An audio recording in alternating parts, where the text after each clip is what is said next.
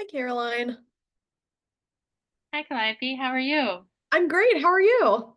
Doing great. I heard you're in Minneapolis. I am. Yes.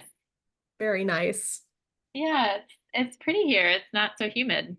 Oh, that's awesome. I I bet know. that's a huge break. Yeah, it's kind of nice. Yeah. Oh, okay. I wanted to make sure I can get it. I'm gonna go find my cord. I'll be right back. Okay, no problem.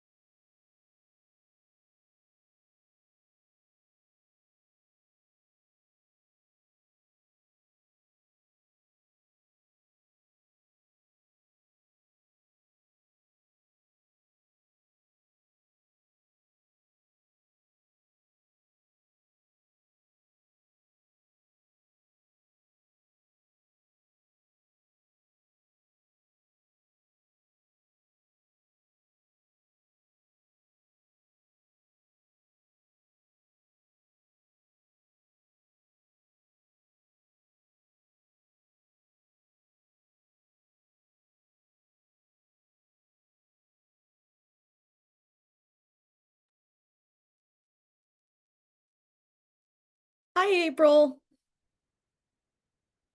Oh, you're muted. Hey, how are you? Good. How are you doing? I'm doing well. Yeah. Great. I just wanted to introduce myself real quick. I'm Calliope Carrion. I'm the new events associate for CEFS as well as the new program assistant for Farm to ECE. So I will be the new Emma. So Hey. once you're ready to get your slides loaded and make sure everything looks good, I can make some announcements and we can get this show on the road. Yeah, sounds good. Um, Nice to see you, April. Thanks for being here. yeah, thank you for having me. All right, let me pull it up. Great.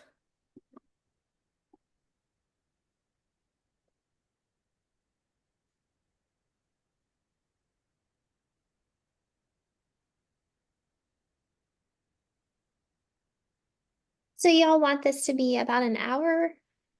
Yeah, I think that would be perfect. Okay. But if you want to leave some time for questions, that's fine too. Hmm. Okay.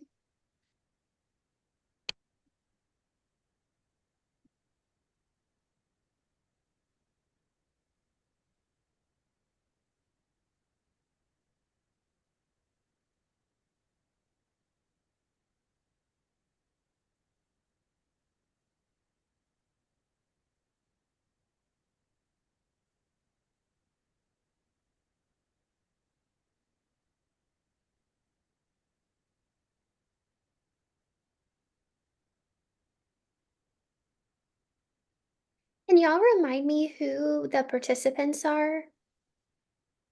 Yeah, Um, there oh, are child care center directors, owners, teachers, and then there's technical assistance providers that work with child care centers too. Okay, perfect. all Do you want to right. let everyone in, Calliope? Yes, I was just about to ask if we were ready to go. So, one quick second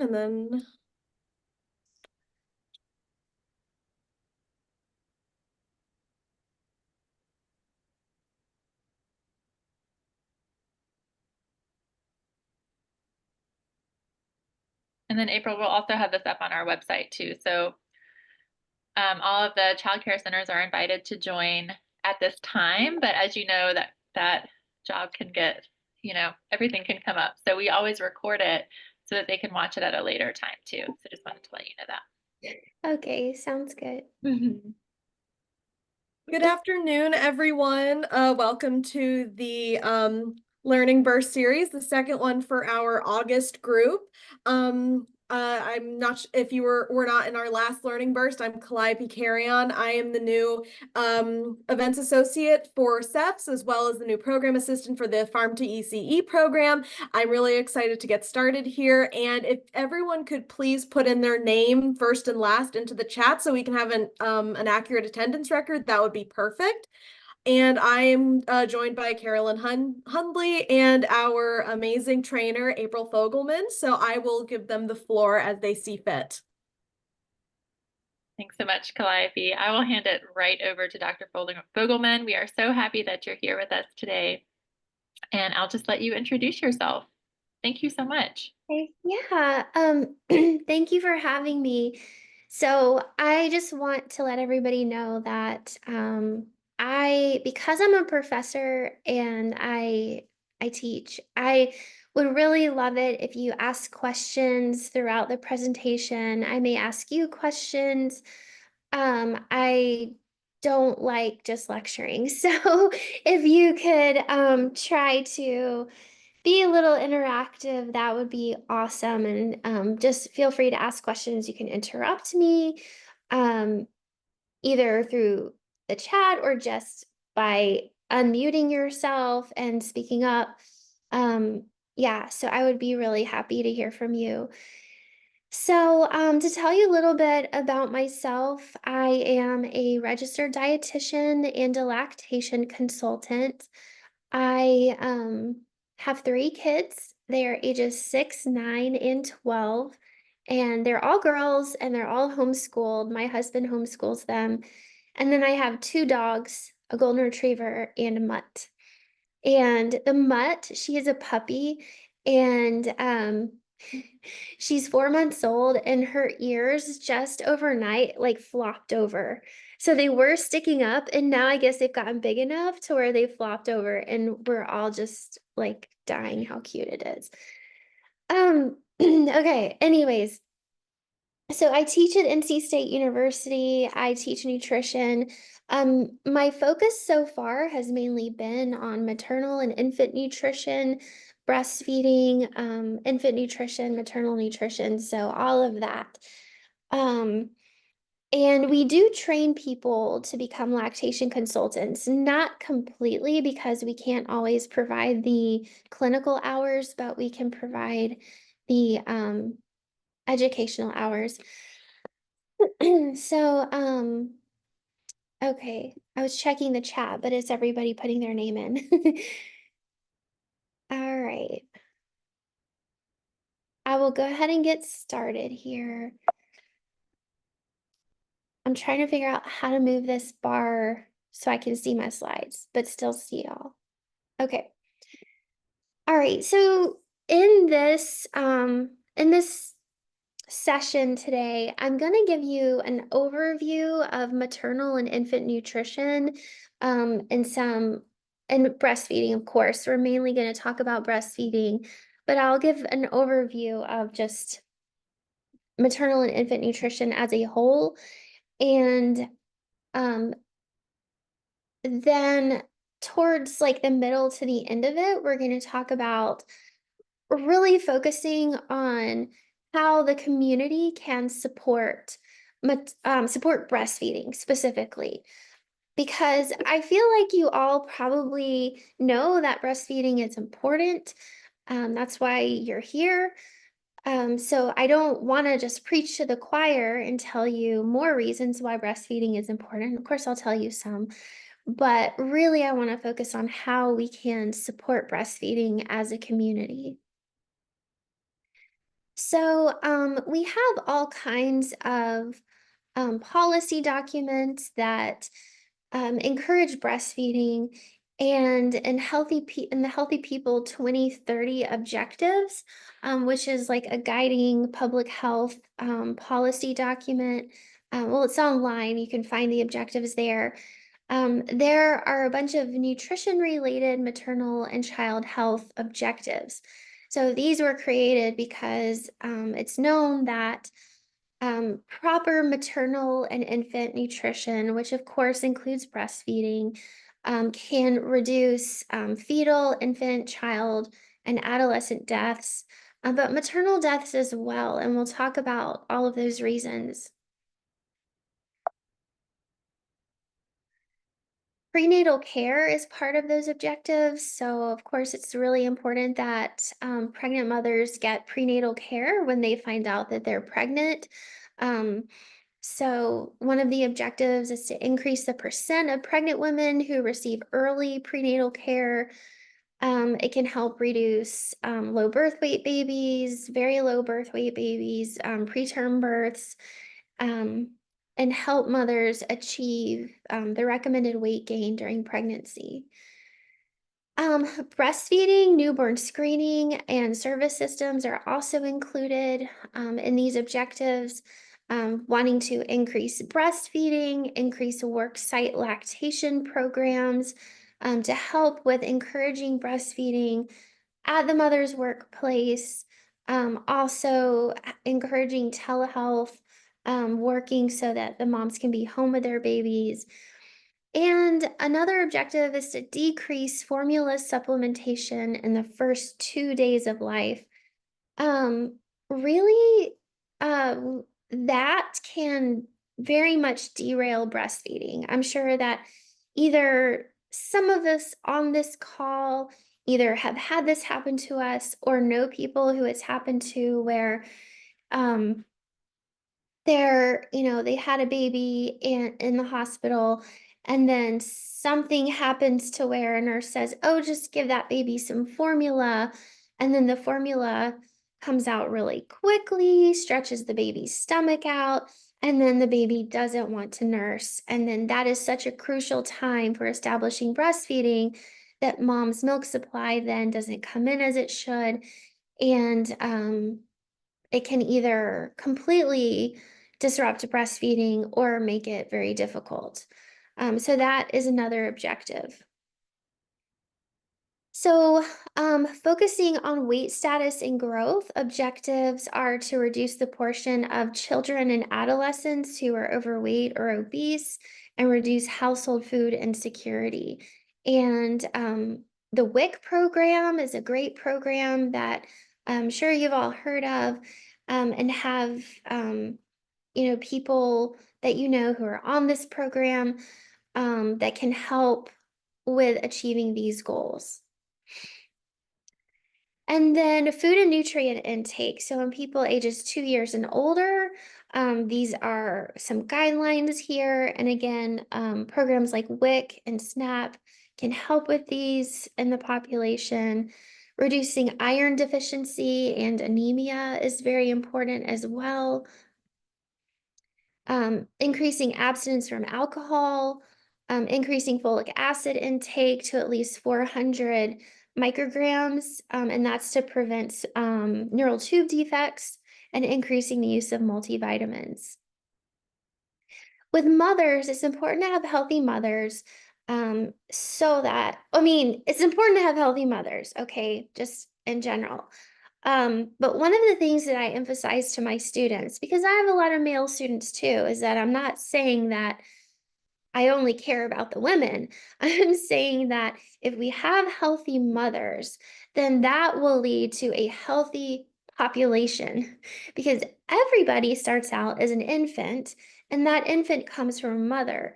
So we want mothers to be healthy for their own health and well-being, but also for a healthy population.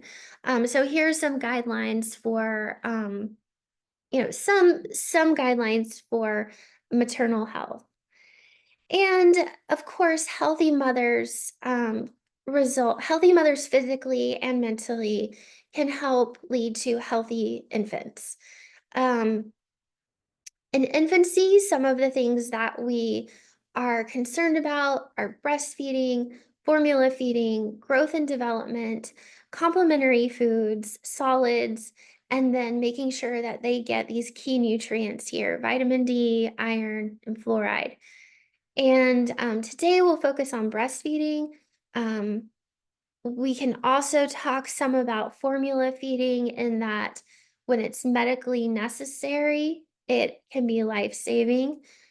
But next week, we'll talk more about infant nutrition, which would include more of more in-depth with complementary feeding than we'll go in today. So I want to really bring your attention to the Surgeon General's call to action to support breastfeeding. This call to action came out in 2011, and it it's funny because to me it seems like just yesterday when it came out. This was the year that I started working at NC State in 2011. So this just seems like so new to me, like that this was just yesterday that it came out, but it's been out for a long time now. Um, but this was a very influential document, or is a very influential document, um, in changing policies related to breastfeeding. So, what makes this so unique and so transformative, I guess, in the field of lactation? Sorry, I'm getting over being sick, so I have a little congestion.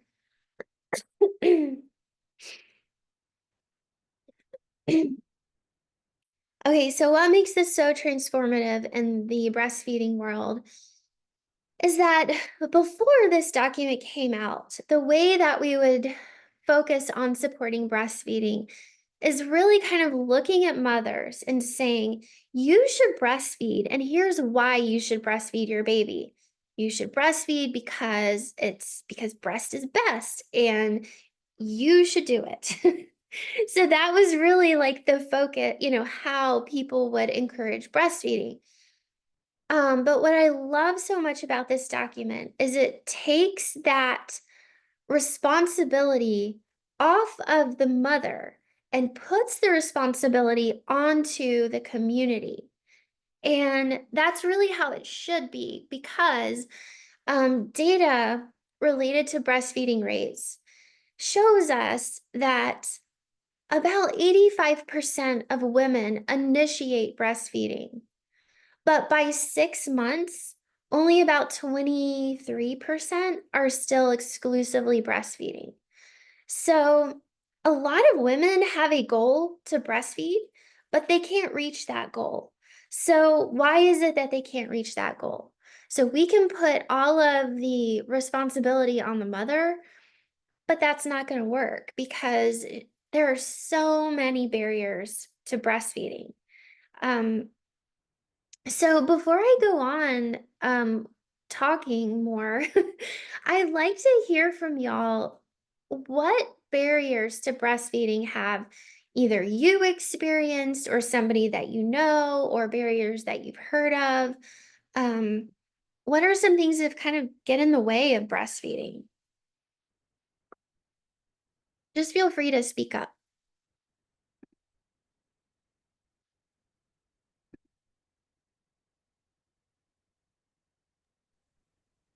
I know for me, I felt like it was really hard to go to work and breastfeed. Like I couldn't get the pump to work, so like I had to be there in person. And so I was like running all over the place trying to, yeah, too busy. Someone said, I feel like that really resonates with me. You know, if you're trying to do anything other than breastfeed, it can be really hard. And then not knowing how, like I remember being in the hospital and it was 3 days before the lactation consultant came to see me, and I was a first time mom, and I was just like throwing the baby here and there. I had like no idea what I was doing.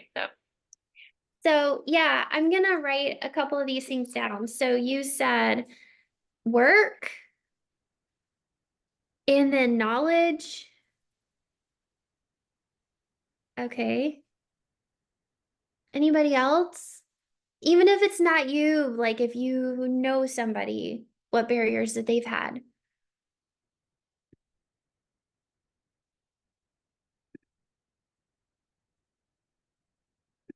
Okay. Oh, go ahead. Yeah, I was just gonna say, I see in the chat someone says too busy. Yeah. So time, time. Okay. And then there's another one in the chat too. Yeah. Can you see the chat? I'm sorry, I don't know if you can see it. Yeah, not knowing if the child got enough milk. Yep. Yeah, that can be really hard to know if the baby gets enough milk. Like that's one of the things I forgot to mention this too. So I am a professor at NC State, but I have I have my own private practice, and it's just me, and I just see a small handful of patients at one time. And anyway, a lot of my patients, that is what they say, is that it drives them crazy that they don't know how much milk the baby's getting. So some of the things that I talk to them about with that is the main thing is weight gain. So frequently checking their weight, going to the pediatrician, having their weight checked, having lactation consultant visit to check their weight. That's the main indicator. But of course, you can't see that like immediately. Um, there's some other indicators as well that we talk about, but yeah, that can be frustrating. Um, does anybody else have anything, any barriers that you know of?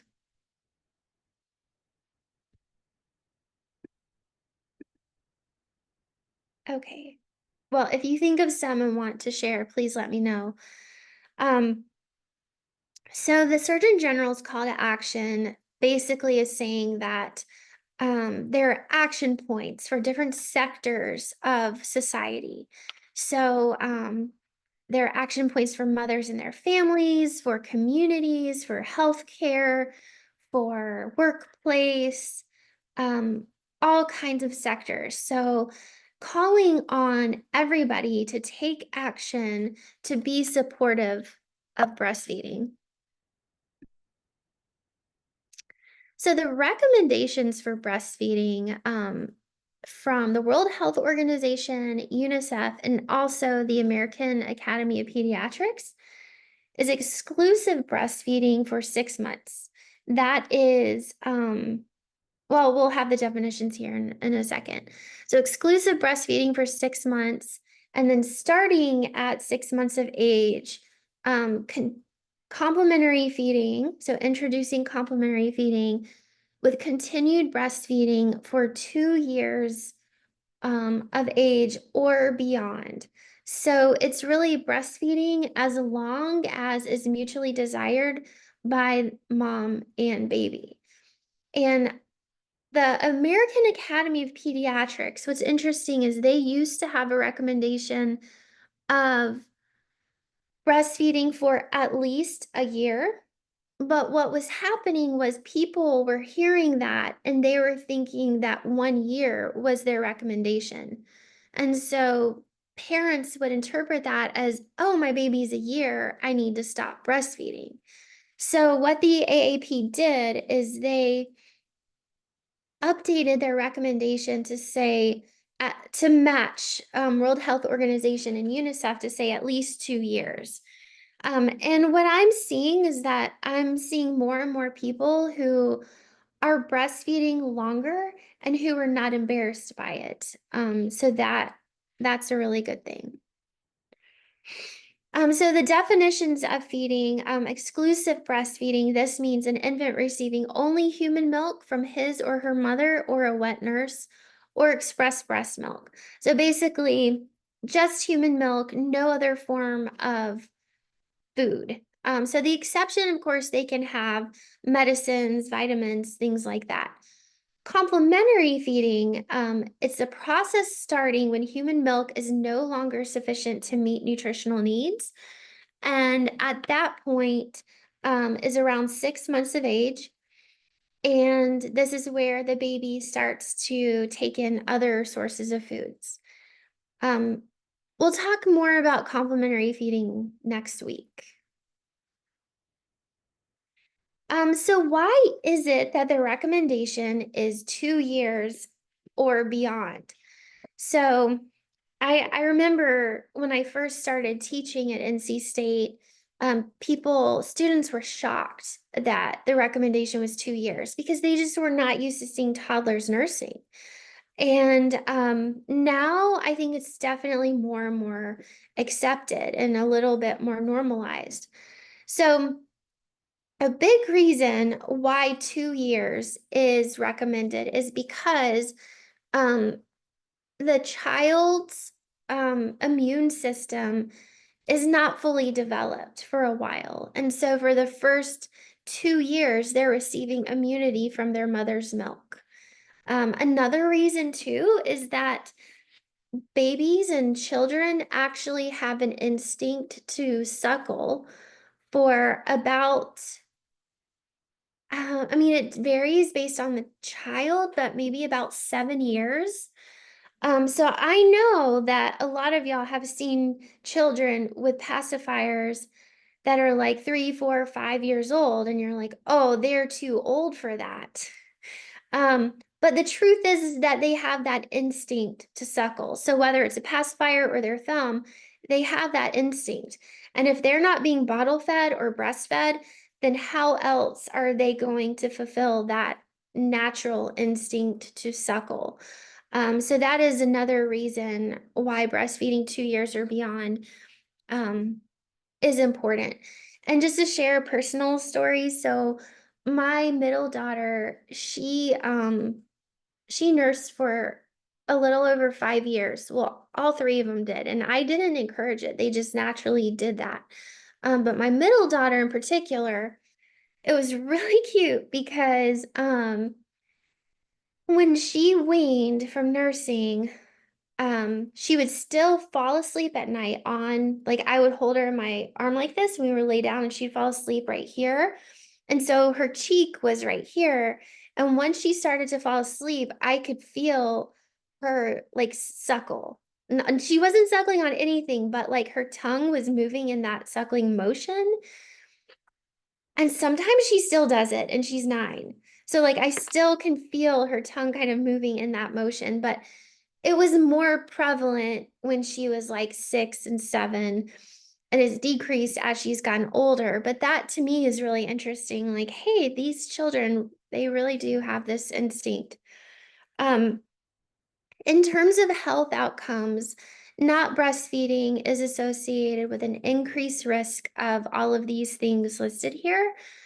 Um, However, just to kind of mention that, um, that doesn't mean that they will get these things if they are not breastfed.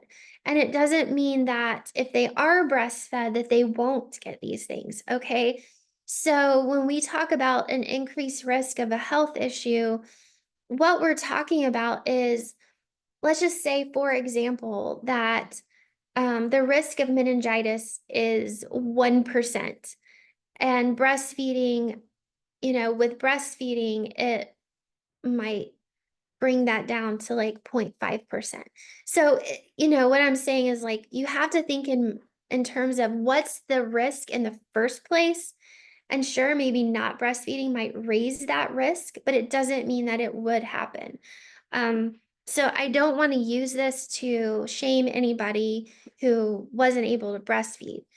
Um, my oldest daughter, who also breastfed over 5 years, she has celiac disease. And she had lots of ear infections. And so, I mean, I'm glad that she was breastfed because maybe things would have been worse for her if she hadn't been, but she still had some of these outcomes.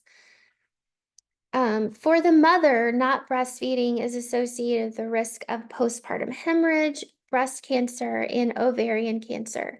So it can help mother's health as well. And developing countries is where this is extremely important. Infants not breastfed are 6 to 10 times more likely to die in the first months of life. And this has more to do with the fact that if they're formula fed, you need a clean source of water. The formula itself can be contaminated, so you have to have a way to boil the water in order to make sure that the formula is sanitized. And then also, income can be a barrier to purchasing formula in developing countries. Well, everywhere, but especially in developing countries. And so sometimes people will buy formula and then not prepare it appropriately. And then expanding more on benefits for the mother, it can help create strong bonding with their infant. It can help increase energy expenditure, so faster return to pre-pregnancy weight. Um, when an infant nurses, the stimulation on the breast releases a hormone called oxytocin. That oxytocin helps to contract the uterus to bring it back to um, its pre-pregnancy size. So that helps happen more quickly with breastfeeding. So that in and of reduce postpartum bleeding, helps to improve bone density and decrease risk for hip fracture. Um, so, sorry, I'm not sure if I said that right. It improves bone density. So while a mother is breastfeeding, her bone density is actually lower. However, once she's finished breastfeeding, her bone density is even stronger than it was prior to breastfeeding. So that's really cool. And then increased self-esteem.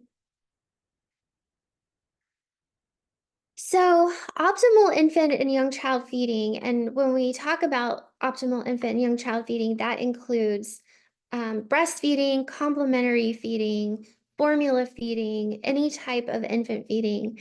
Um, but optimal infant feeding can prevent 19% of childhood deaths worldwide. There's this 1,000-day period, and that is from conception to 2 years of age. That's a critical window of opportunity that if poor nutrition happens during that time period, it can cause a lifelong damage or implications for that child. Optimal infant and young child feeding can reduce stunting, wasting, micronutrient deficiencies, overnutrition, and improve maternal health. So during that 1,000-day window is where we have a lot of that brain development occurring. And so having enough total calories, protein, fat, and micronutrients um, helps with that brain development.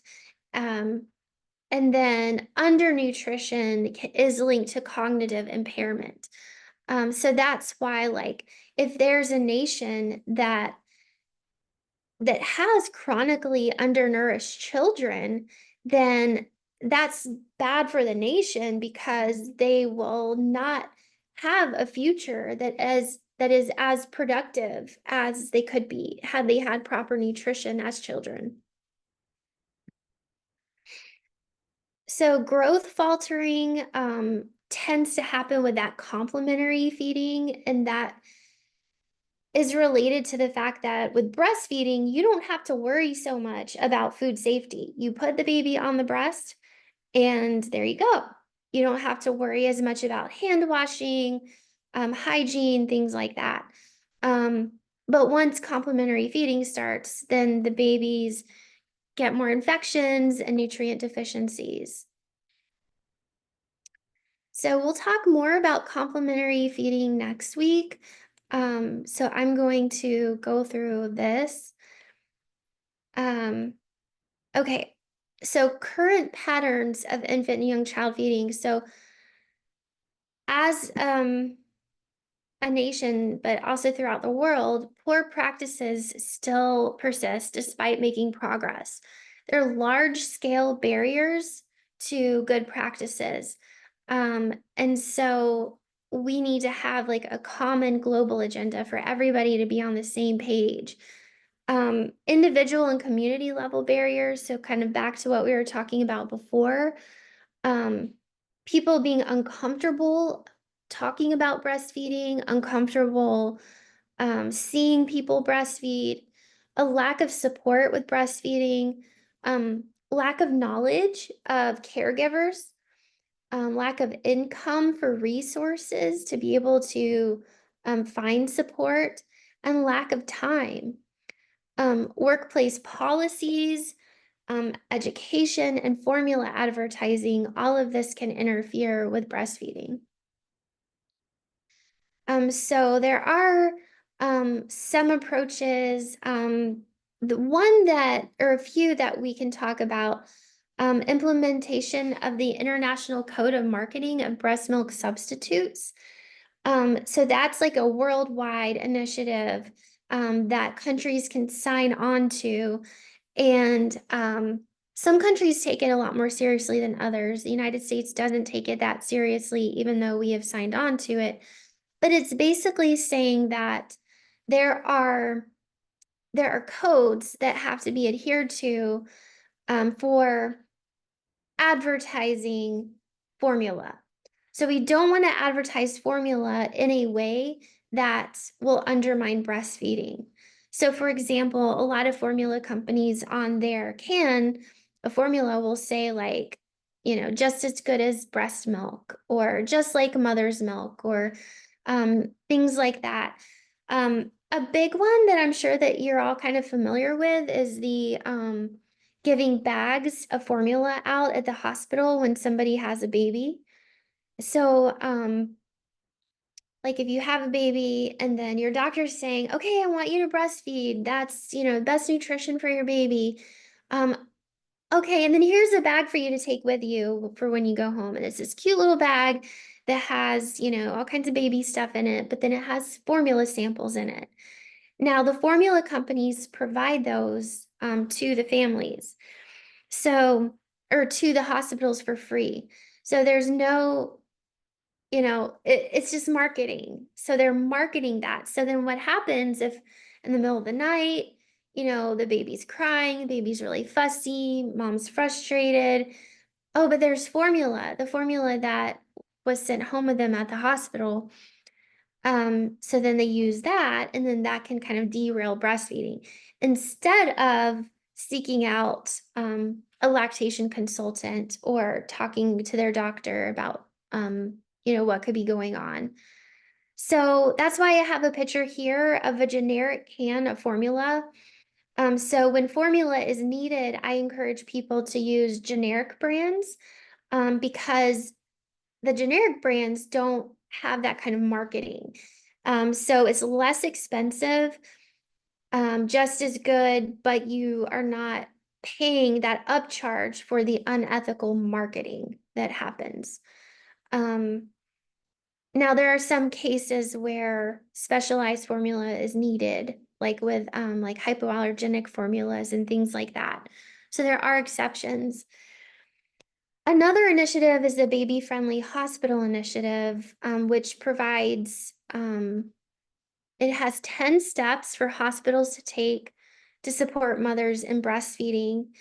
Now, this is really, these 10 steps are really a ton of work, for the hospitals. So I'm just kind of mentioning it in a slide, but I don't want to undermine the amount of work that goes into it, because basically they're having to provide prenatal breastfeeding education programs. They have to have a policy. Everybody that interacts with that breastfeeding mother had, or any mothers have to know something about breastfeeding. So it's a lot to take into account here. And then advocacy and policy changes for prioritizing nutrition and medical, nursing, and health professional education and training. So this is something that we do at NC State. Is we have 2 classes that people can take. They are offered online, on demand, so you can enroll in them at any time. And our goal is really to help educate healthcare professionals, um, or really anybody who wants to know about breastfeeding. So there's 2 classes that they can take that provide hours for continuing education for doctors, nurses, and dietitians. But we have lots of other people take them as well who want to learn more about breastfeeding. So some more interventions for improving infant and young child feeding: community-based promotion and support. Um, so that could be, like, for example, one of the things that we do is every Monday we have a breastfeeding support group that's for free. It's at Amplify Church in Willow Spring, um, off of Highway 42, from 9:30 to 11. So our goal was to try to put some breastfeeding support in an area that didn't have much support around that area. So having some programs like that that provide support. Another important intervention would be legislation related to um, maternity leave and workplace support. So, having longer maternity leave, workplace policies allowing breastfeeding. So either on site, giving good pumping time, like good time to pump, good space to pump, um, place to store breast milk, letting them have their babies with them at work, letting them work from home, um, letting them leave to go to daycare and nurse their baby. So that's one thing that I was really thankful for um when I had my first daughter. I was not eligible for FMLA. I wasn't eligible for maternity leave because I had just started my job. I signed papers for my job the day I found out I was pregnant. Um, so when I was interviewing and all of that, I didn't know that I was pregnant. So, I had my daughter, but I still had to work. And so for the first several months, they let me work from home with her. And then after that, I came back to work, and she was at an in-home daycare, and they let me go, leave every 2 hours to go nurse her. And that was really a blessing. So blessing to be able to do that. And her daycare was 5 minutes from NC State. So it was really easy to do that. Now I think things would be a lot different because that was 12 years ago.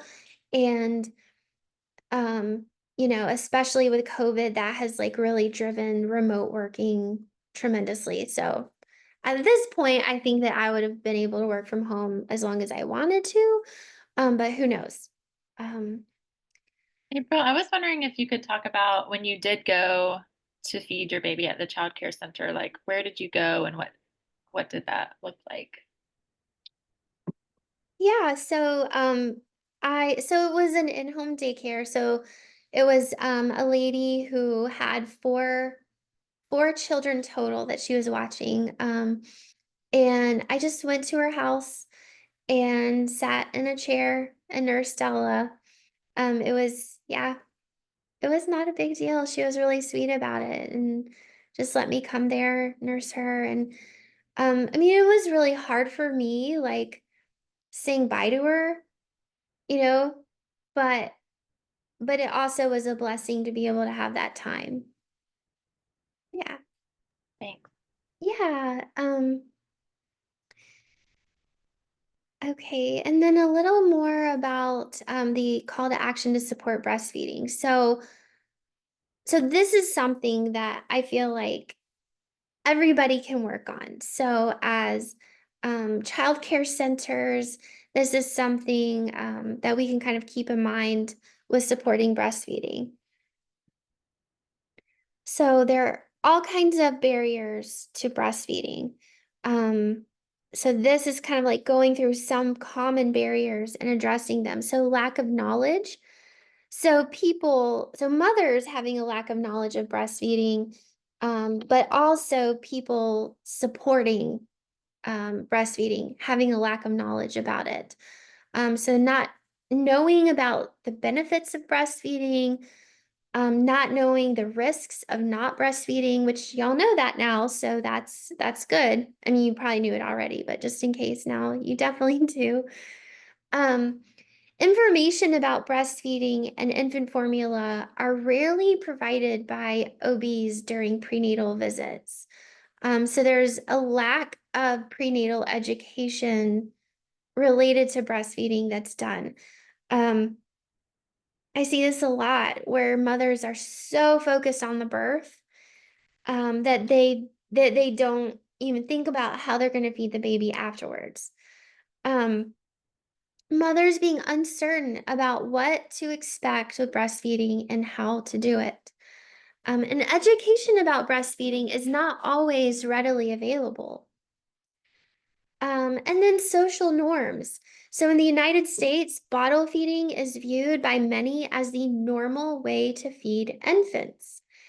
And so just to talk about this for a little bit, um, if you know somebody who's having a baby and you go to try to buy them a card for their baby shower or wrapping paper, or a balloon or whatever, it's likely to have a bottle on it. Um, Not that bottles are bad, but that shows that it's a social norm. That it's a social norm that bottle feeding is the normal way to feed an infant. We go out in public, it's normal to see babies being bottle fed. It is not as normal to see babies being breastfed. Um, so also just as a side, when I had my first daughter, um, one of my friends brought balloons to the hospital and they were breast balloons. Like she made them into breasts. And it was so funny because she knew like my pet peeve of because you could go to the gift shop at the hospital and buy a giant bottle balloon, you know. Um, so she brought me breast balloons. Anyways, um, the other thing, cultural beliefs about big is healthy, best of both, or cereal in a bottle. Like there's all of these cultural beliefs that we hold that are actually not really that good or that accurate. Um, I mean, we all love chunky babies. Those fat rolls are just the cutest ever. And my babies were the fattest babies ever. They were so fat. Um, but breastfed babies do tend to be very lean. They are not always very fat, okay? And that's okay. That is perfectly fine.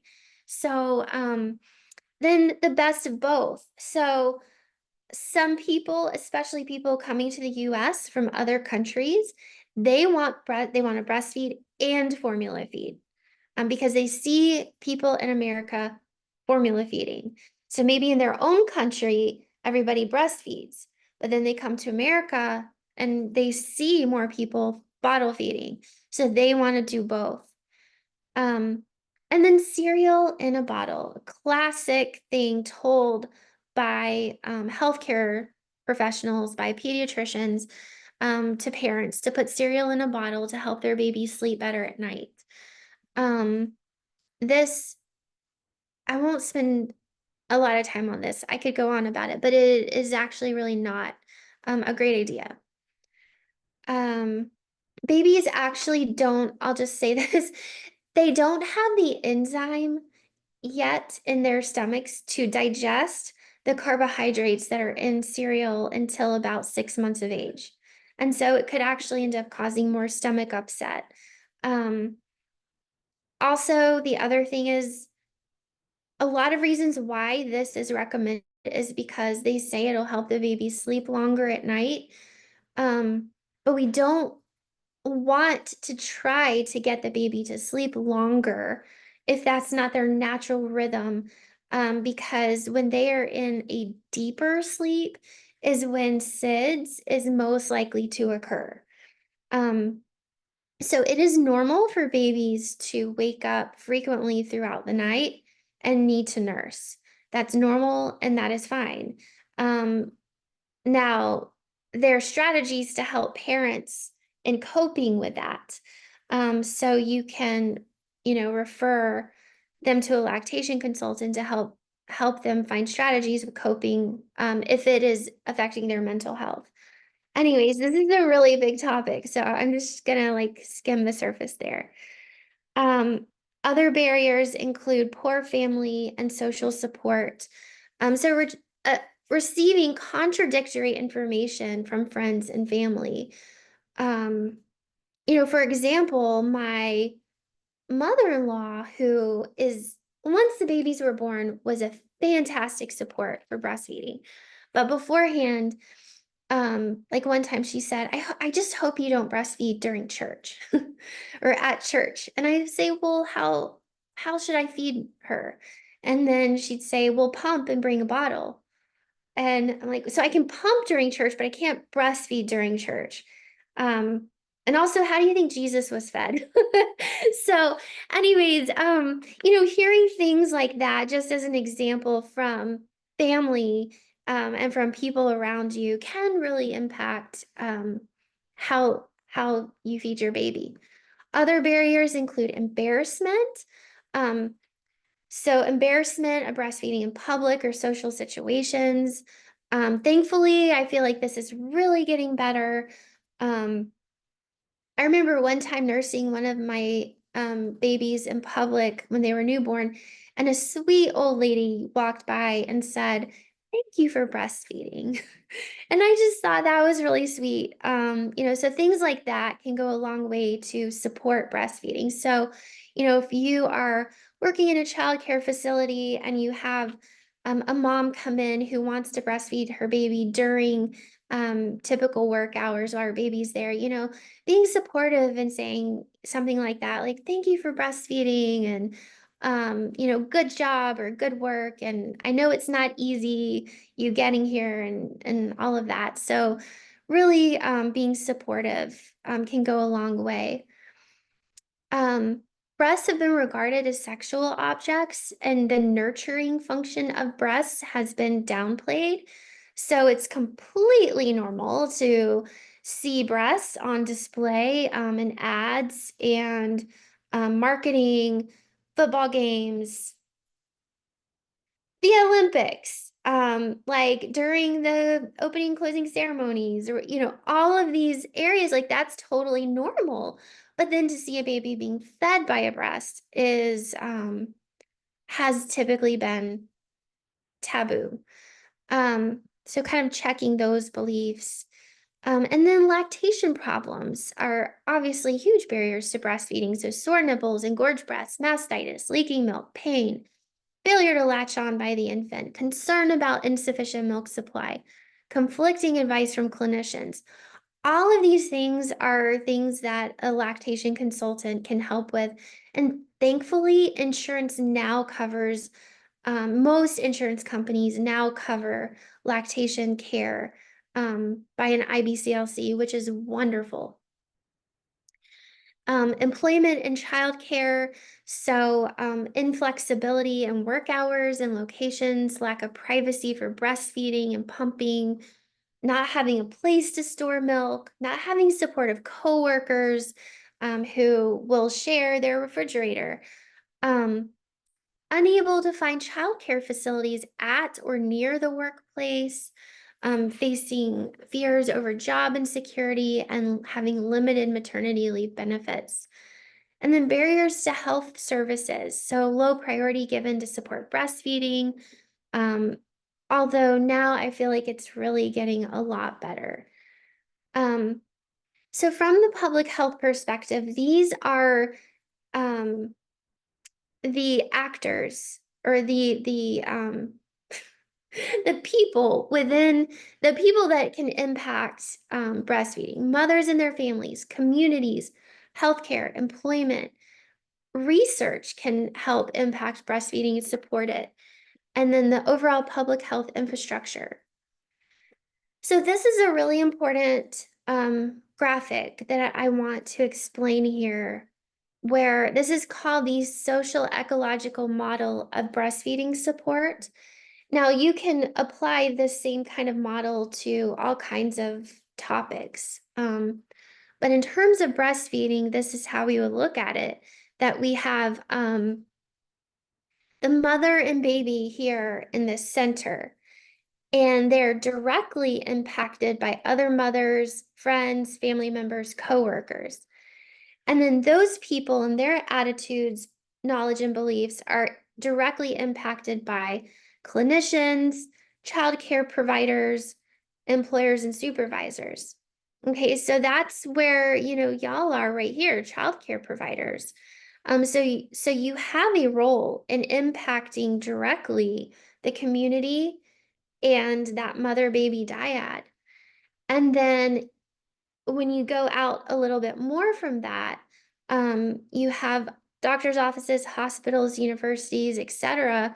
And then childcare sites is one of those. So childcare sites and the policies at the site can directly impact the childcare providers, who can directly impact the community and then the mother baby dyad. And then, not to say that all the responsibility lies on childcare facilities, because they are impacted by other organizations as well: healthcare systems, health professional organizations, health departments, WIC agencies, etc. And then those entities are impacted by the governments, health professional credentialing boards, etc. And then they're impacted by federal health agencies, Institute of Medicine, and so on. And so all of this is showing that everybody really has to work together to support that mother baby dyad, who are really kind of at the mercy of everybody else to support them in their breastfeeding journey. Are there any questions so far? I feel like I've been talking a lot. I have a question, but I want other people to go if they have questions. I'll go ahead. I have a lot of friends that are not breastfeeding, but they're exclusively pumping and then feeding. And I'm just curious if you have any thoughts about the differences. Yeah, I think it's great that, I mean, it's so much work to exclusively pump, and I couldn't imagine doing it. And I think it takes a ton of dedication. And from what I've seen is that most of the people who are exclusively pumping are doing it because there was some problem early on where the baby wouldn't latch, or they had difficulty with breastfeeding, and then the baby could only bottle feed. I see it a lot with tongue tie, with babies who are tongue tied, and either the parents don't want to get it fixed, or the healthcare provider doesn't catch it. A lot of times pediatricians will say that the baby's not tongue tied, but then lactation consultants will feel it, and we're like, yeah, we think it is, but it's outside of our scope, so we have to refer out, and it's this whole thing. So usually they're bottle feeding because of some type of issue that happened with breastfeeding. Um, a lot of people don't really want to be doing that because it's so much work with like washing the bottles, having to pump, then feeding the baby, you know. Um, in terms of health wise for the baby, I mean it's still great for the baby. Um, I mean, I think breastfeeding directly, there's a lot of benefits to that, but it can still be great, you know, to bottle feed exclusively. Thank you. Yeah. Does that answer your question? Yeah, that's helpful. It always sounded like a lot of work to me too, but I didn't know. Yeah, that makes a lot of sense. I see a couple comments. Oh, okay. Is it okay for a mother to alternate bottle feeding and breastfeeding daily? Um, and yeah, absolutely. There's a lot of parents do that.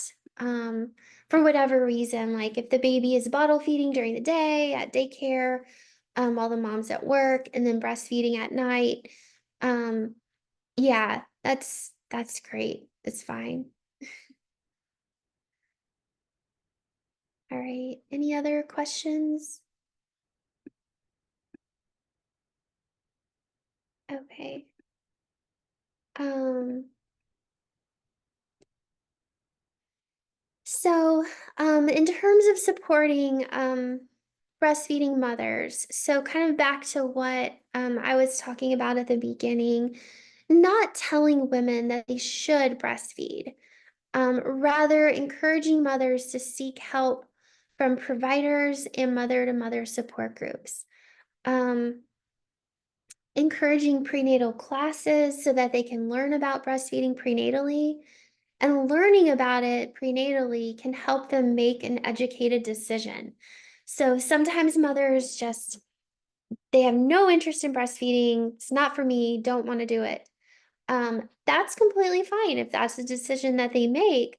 But it's good if they can make that decision with all of the facts. So being able to make an educated and informed decision.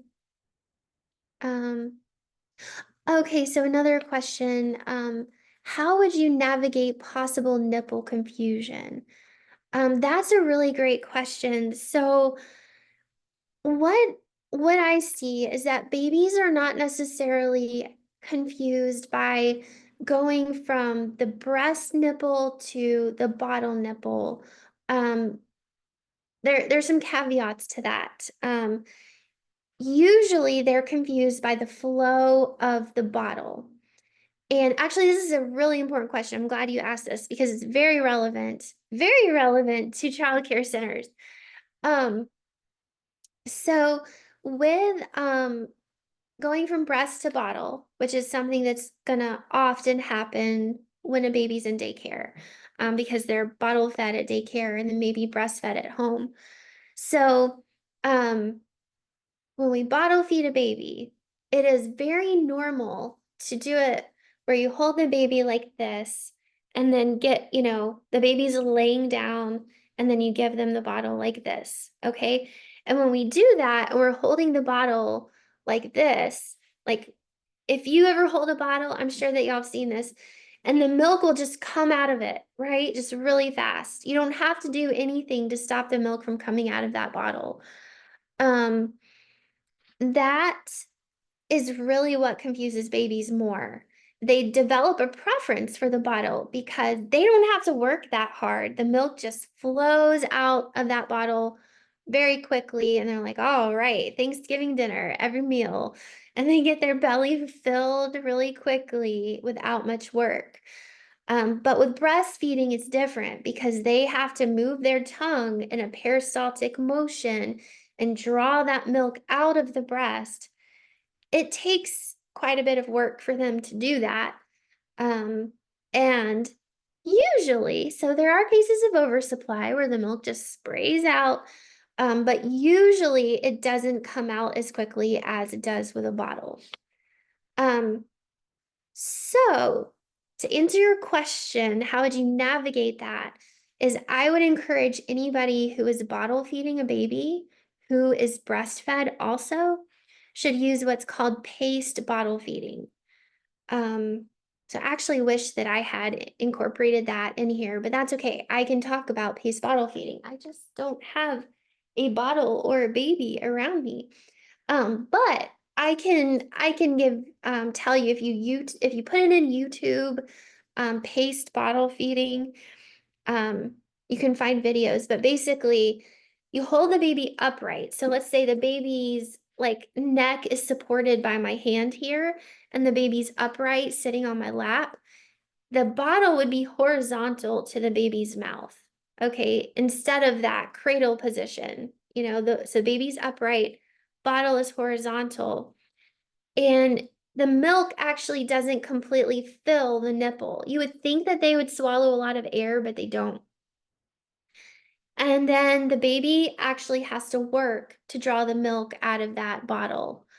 And then, so with breastfeeding, you have like a suck, swallow, breathe pattern. The baby will suck, swallow, and then breathe. Now, with the bottle, the baby's kind of just gulping, just gulp, gulp, gulp. So with paced bottle feeding, you're really encouraging that suck, swallow, breathe pattern. And and then like every few minutes, what you can do, so you have the baby upright, the bottle like this, you tilt the bottle down so that it forces the baby to take a break from bottle feeding. And that's what they do when they're nursing. They'll take a break and they'll just kind of, so then they can do that with bottle feeding too. And then you can tilt it back up and then they start working again. Um, So I'll just write that in here in the chat. It's called paced bottle feeding. I'm sure that you've probably been trained on it and heard about it and probably even do it. But if not, then that would be something to look into. So nipple confusion is typically caused by a lack of paced bottle feeding. Another cause of nipple confusion is it's not necessarily nipple confusion, but if a baby has trouble moving their tongue, like if they're tongue tied or if they have some type of oral restriction, they might need more stimulation in the back of their, like the back of the roof of their mouth where the hard palate meets the soft palate. And a bottle can sometimes reach back there, which will stimulate the sucking reflex a bit easier than the mother's nipple. So there are some cases like that as well. Um, okay, that is a complicated question, but I'm so glad that you asked it. Um, okay, any other questions before I move on? Okay, and I'm almost done. I'm almost done. Okay, and then educating fathers and grandmothers about breastfeeding so that they can support mothers directly or indirectly in the things that they do or say. Um, okay, so how long should you do paced bottle feeding? Um, so paced bottle feeding is definitely going to take longer than bottle feeding in the cradle position, but I would say until the baby is satisfied. So until the baby like starts to fall asleep or turn away from the bottle or show that they're done. So that's also a really great question, because overfeeding can often occur when we do the cradle type feeding. Um, both case bottle feeding, then they typically get the normal amount that they would from the breast. So I would just say until they're finished, like not until they have finished all of the milk in the bottle, but maybe start depending on the age of the baby and what they're used to taking. Maybe start with like 2 to 3 ounces, and then if the baby starts to like turn their head away or like show that they're not interested anymore, fall asleep, stop suckling, then I would say to be done.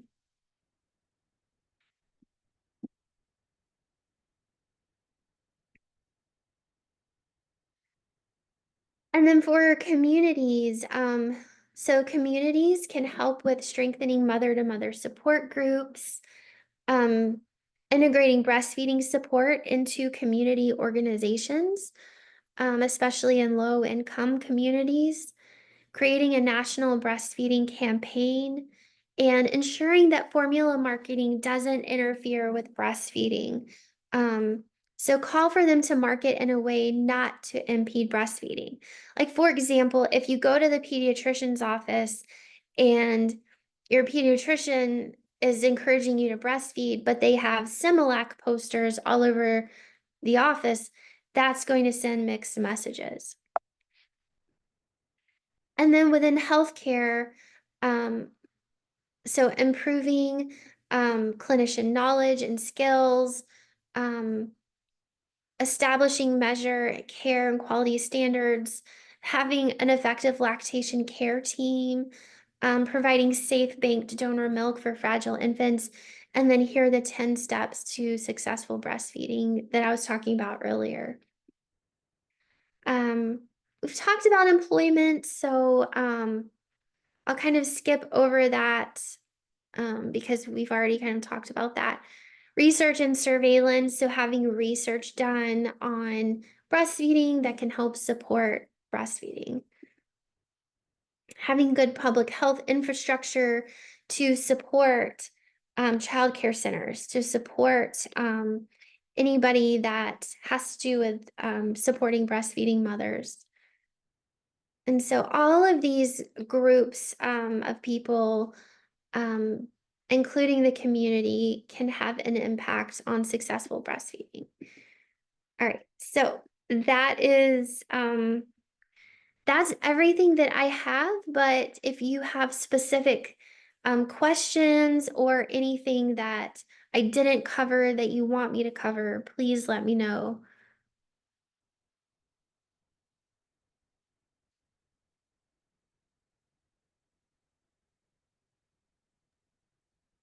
Great. Well, if no one has any extra questions for Dr. Fogleman, I think we're at a good point to wrap up. Thank you so much for your presentation, Dr. Fogleman. It was very insightful and very interesting and very rewarding. And I think I can speak on behalf of everyone that it was a very, very great way to spend this hour. Thank you. Thank you for having me. And if anybody thinks of questions later or thinks of um, ways that your childcare facility might need support, please just reach out to me and I'd be happy to help. Excellent. And we will be sending your slideshow into an email for all the participants. So everyone be on the lookout for that. And yeah, thank you for a great Learning Burst series.